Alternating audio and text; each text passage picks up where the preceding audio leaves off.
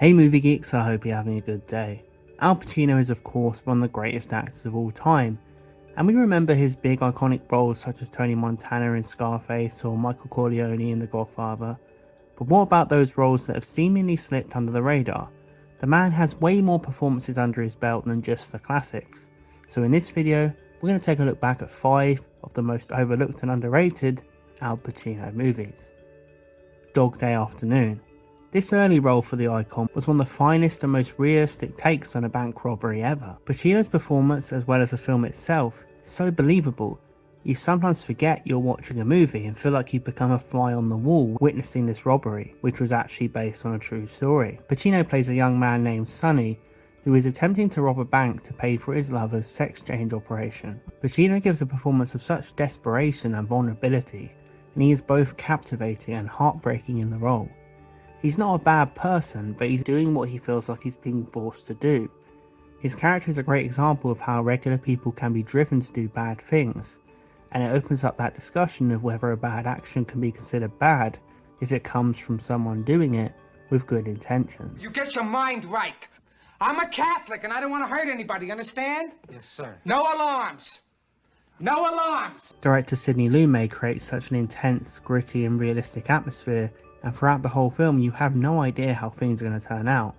It's just an unpredictable pressure cooker from start to finish.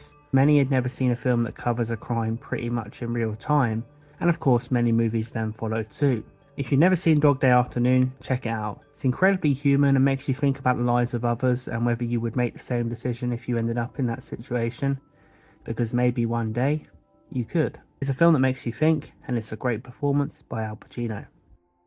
Donnie Brasco. One of the most underrated and overlooked gangster movies ever, Donnie Brasco tells the story of a young FBI agent played by Johnny Depp, who goes undercover in the mob and develops a friendship with a veteran mobster played by Pacino. The relationship between these two is the heart of the movie. It's such an interesting dynamic as you are constantly wondering whether Pacino's character of Lefty will find out if he's being played by Donnie, and at the same time you're asking whether Donnie actually genuinely cares about Lefty. My children, my mother can hold her head up in any neighborhood in the city where she walks down the block. See, in all the 5 boroughs, I'm known. Forget about it. I'm known all over the fucking world. Anybody ask anybody about Lefty from Mulberry Street.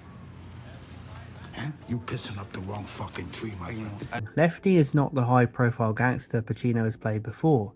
He never really made it, so that gives him this likeable underdog quality, despite him being a criminal. It's actually quite emotional when Lefty vents about his life gone by, and how he now spends his time being a yes man to gangsters half his age. It's a performance of regret and yearning, and Lefty spends the film wanting to believe that Donnie is the missing piece of his life he's been looking for all these years. Johnny Depp is fantastic too as Donnie, as he grapples with his affection for Lefty with his duty as an undercover cop. It's about how two people from opposite worlds can come together and find out they have way more in common than they ever thought. This may be Pacino's most underrated performance ever. I never hear anyone talk about him in Donnie Brasco, but you know what, it's one of his most solid and it still stands up to this day. Check out Donnie Brasco, another incredible true story that asks that age-old question of whether anyone can ever be truly trusted within the confines of the mob. Cruisin. In 1980, the director of The Exorcist, William Friedkin, worked with Al Pacino on a controversial crime thriller called Cruisin. The movie tells the story of a police detective who goes undercover in the gay bar scene of New York City to catch a serial killer.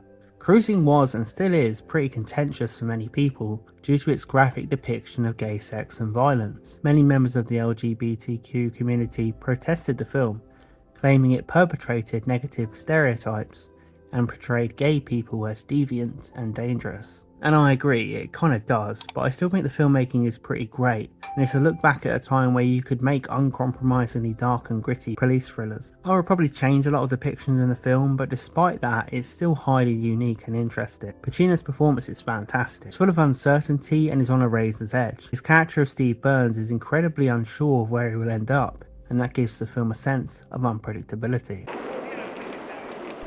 I don't think I can do the job, Captain. I don't think I can handle it. That's all. I don't know. It's just things happening to me, you know? I don't know that I can handle it. I want you to know that it's not because I'm afraid or anything. It's just stuff going down. I don't think I can deal with it. He begins to struggle with his identity as a police officer, and he ends up questioning the tactics used by law enforcement around him. While the film, as mentioned, does show these people in a less than flattering way, I'm not sure it's actually supposed to be endorsing showing them like that, because the film does make a point of depicting the tense and often hostile relationship between the police and gay community, and I don't think it shows it as being a good thing. This is one of Pacino's most frantic and genuine performances. It's an intense film that makes you think, and Pacino is very committed throughout. So I would definitely check out Cruisin for an example of a time when crime films were incredibly in your face and gritty, and for a reminder of how far we have come with equal rights since the early 80s. People I Know. This is one of the most little known movies on the list, and it didn't get a great reaction when it came out, but for me, 2002's People I Know, directed by Daniel Algrant, is pretty good. The movie is about a character called Eli Werman, a publicist who is struggling to keep his career afloat in New York. This is one of Pacino's most reflective and restrained performances ever. Pacino is great at depicting the effect of stress and the weight of the world on certain people, and how many of us can just choose to shut down and lose motivation and hope in life. It's about trying to stay relevant in your career, trying to keep your life afloat despite everything around you driving you down into the ground. Pacino's delivery is masterful. While in other films at times he's been accused of going over the top, here he manages to convey the desperation and urgency without going too far with it. It's a very measured performance. Pacino has some fabulous back and forth moments where your heart goes out to him. For me, it's one of Pacino's most human films that shows genuine vulnerability. Come on, Carrie, you're always gonna need someone to pick up the pieces you leave in your wake. And they have to be someone with no real center, no real soul. Someone who'll do absolutely anything and then cover it up. Eli's desperation leads him to make some questionable decisions, including getting involved with a group of corrupt politicians. The film is very much a commentary on the cutthroat world of public relations, and the lengths that people will go to in order to stay relevant. People I Know really deserves another look, and doesn't deserve to be so cast aside in Pacino's filmography. Check it out for a well-written, dark and serious drama with some thought-provoking themes and performances. Any Given Sunday.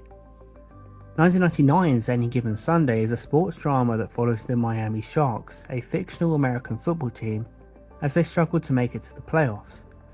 Directed by Oliver Stone, the movie also stars Cameron Diaz and Jamie Foxx. Al Pacino plays veteran coach Tony D'Amato, who is struggling to keep up with the ever-changing landscape of professional football.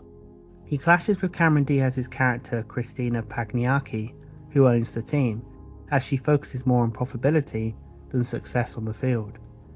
Jamie Foxx plays a young player, Willie Beeman, who struggles to fit in with the team and has to realise he needs to work with the other players and his coach to succeed. Any Given Sunday received pretty mixed reviews, but I really enjoy the film. There are some interesting themes throughout, such as the importance of teamwork, the pressure of the sports world, and the conflict between tradition and innovation. I've never really enjoyed films about American football, but this is one that I found immensely entertaining. It's very 90s too, and I love going back to this era and seeing the different time that I am nostalgic for. I also respect the film's honest depiction of the risks of American football. I wasn't expecting one player to get quite literally paralysed in one scene. That's mental. You'd expect a film like this to just present football as idealised and fantastic. But no, someone literally gets seriously injured. The movie suggests the sport's emphasis on toughness and aggression can have very dangerous consequences. Is it just me, or does Pacino have a drinking problem and a failed marriage in every one of his films? Seems like a prerequisite of casting. The character's just split up with his wife and hit the bottle? Get Pacino in, get him in, come on.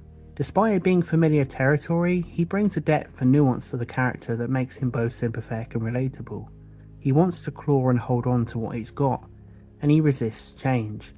And we can see ourselves in him. If you're a veteran football fan, you can probably definitely completely understand his frustration. In true Pacino style, he delivers several powerful monologues throughout the film, including one where he gives a rousing speech to his team before a crucial game. It's because I'm still willing to fight and die for that itch. what living is! The 6 inches in front of your face!